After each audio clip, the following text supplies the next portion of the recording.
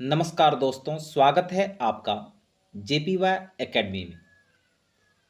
आज हम class 10th physics का दूसरा चैप्टर मानव नेत्र तथा रंग बिरंगा संसार, इसके अंतर्गत जानेंगे मानव नेत्र की संरचना एवं प्रत्येक भाग के कार्य। तो प्रश्न है, मानव नेत्र के मुख्य बनावट का सचित्र वर्णन करें। इसके द्वारा किसी वस्तु को देखने की क्रिया समझावें। तो सबसे पहले आइए मानव नेत्र के कौन कौन से मुख्य भाग होते हैं, बाद में इन भागों को विस्तार से समझेंगे। मानव नेत्र का पहला मुख्य भाग होता है कॉर्निया। यह नेत्र का सबसे बाहरी और पारदर्शी हिस्सा होता है। अब नेत्र का दूसरा भाग होता है पुतली। यह नेत्र का काला हिस्सा जो गोलाकार होता है, आंखों का काला हिस्सा जो गोलाकार होता है वह पुतली है। नेत्र का तीसरा भाग है आइरिस। पुतली के चारों ओर रंगीन भाग आइरिस कहलाता है। नेत्र का अगला भाग लेंस। यह पुतली के पीछे स्थित होता है, जो पारदर्शी एवं लचीला होता है। नेत्र का अगला भाग रेटिना। यह नेत्र के पीछे वाला भाग में स्थित होता है, जो प्रकाश संवेदनशील कोशिकाओं से बनी होती है। और छठा भाग है नेत्र का ऑप्टिक नर्व। यह नेत्र से मस्तिष्क तक जाने वाला प्रमुख नस है, जो ऑप्टिक नर्व कहलाती है। तो ये था मानव नेत्र के मुख्य भाग। आइए अब इन भागों को विस्तार से समझते हैं। मानव नेत्र एक अत्यंत मूल्यवान एवं सुग्राही ज्ञानेंद्रिय है, जो हमें हमारे आसपास के वातावरण को देखने और समझने में सहायता प्रदान करती है। इसके साथ साथ आँखों का आकार गोल होता है, जिसके आगे का भाग हल्का सा उभड़ा होता है। तो आइए अब आँखों के मुख्य भागों और उनके कार्यों के बारे में जानते हैं। नेत्र का पहला भाग कॉर्निया या स्वच्छमंडल। कॉर्निया या स्वच्छमंडल नेत्र का सबसे बाहरी और पारदर्शी हिस्सा है, जो प्रकाश को आँख के अंदर प्रवेश करने में मदद करता है। कॉर्निया की मोटाई लगभग 0.5 से 0.6 मिलीमीटर होती है। कॉर्निया अर्थात स्वच्छमंडल की मोटाई कितनी होती है? 0.5 से 0.6 मिलीमीटर। अब नेत्र का दूसरा भाग पुतली अर्थात प्यूपिल। मानव नेत्र का वह काला गोलाकार हिस्सा है जो आँख के केंद्र में स्थित होता है, अर्थात बीच में स्थित काला भाग क्या कहलाता है? पुतली, जिससे होकर प्रकाश आँख के अंदर प्रवेश करता है। अर्थात पुतली होकर प्रकाश क्या करता है? अंदर होकर रेटिना तक पहुंचता है। पुतली का आकार प्रकाश की मात्रा के अनुसार बदलता रहता है। अर्थात जब कम रोशनी होती है तो यह क्या होती है? फैल जाती है।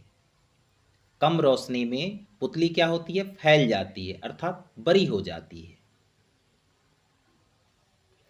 और जब तेज रोशनी होती है तो यह क्या होती है? सिकुड़ जाती है। तेज रोशनी में पुतली सिकुड़ जाती है, अर्थात छोटी हो जाती है। तो इस प्रकार पुतली का यह नियंत्रण आँख के आइरिस द्वारा किया जाता है। कम रोशनी में फैल जाना, तेज रोशनी में सिकुड़ जाना।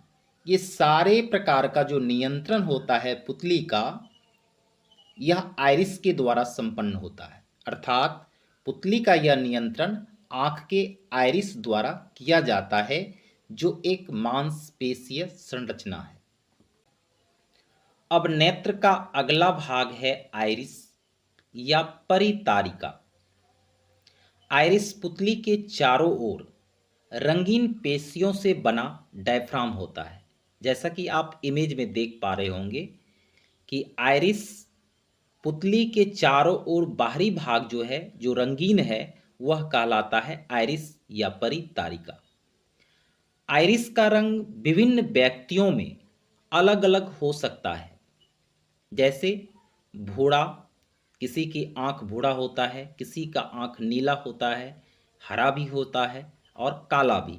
ये सभी विभिन्न रंगों वाली आंखें आनुवांशिक गुणों पर निर्भर करता है। यह पुतली के आकार को नियंत्रित करती है। आइरिस पुतली के आकार को क्या करती है? नियंत्रित करती है। पुतली फैलती है और सिकुड़ती है। तो इन सारे क्रियाकलाप करने में आइरिस या परितारिका की भूमिका अहम होती है। आइरिस पुतली को फैलने और सिकुड़ने में सहायता प्रदान करती है, ताकि आंख में प्रवेश करने वाली प्रकाश की मात्रा को नियंत्रित किया जा सके। तो ये था आइरिस या परितारिका के कार्य। अब नेत्र का अगला भाग है लेंस।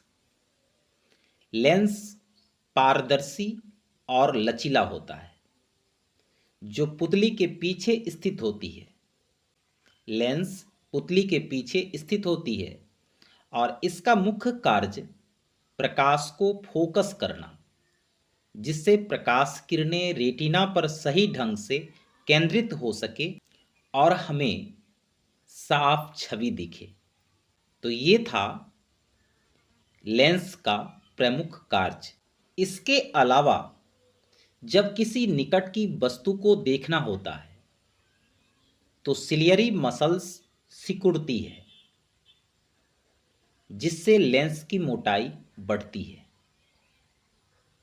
सिलियरी मसल्स अगर सिकुड़ती है तो लेंस की क्या होती है? मोटाई बढ़ती है और फोकल लेंथ कम हो जाती है। वहीं अगर दूर की वस्तु को देखने पर ये मसल्स क्या होती है? ढीली हो जाती है, यानी तनाव आ जाता है मसल्स में, जिसके कारण क्या होता है? लेंस पतला हो जाता है और फोकल लेंथ बढ़ जाती है। अब मानव नेत्र का अगला भाग रेटिना। रेटिना आंख के पिछले हिस्से में स्थित एक पतली परत है, जो प्रकाश संवेदनशील कोशिकाओं से बनी होती है, जो प्रकाश को विद्युत संकेतों में बदलकर मस्तिष्क तक सूचना भेजती है। अब आइए जानते हैं रेटिना के मुख्य कार्य। तो पहला कार्य है प्रकाश संवेदन।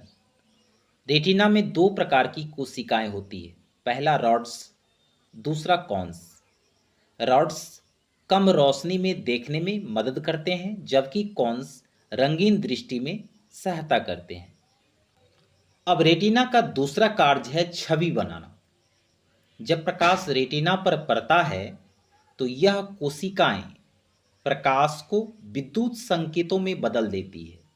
ये संकेत बाद में मस्तिष्क तक पहुंचते हैं, जहां उन्हें छवि के रूप में संसाधित करता है। अब नेत्र का अगला भाग है ऑप्टिक नर्व।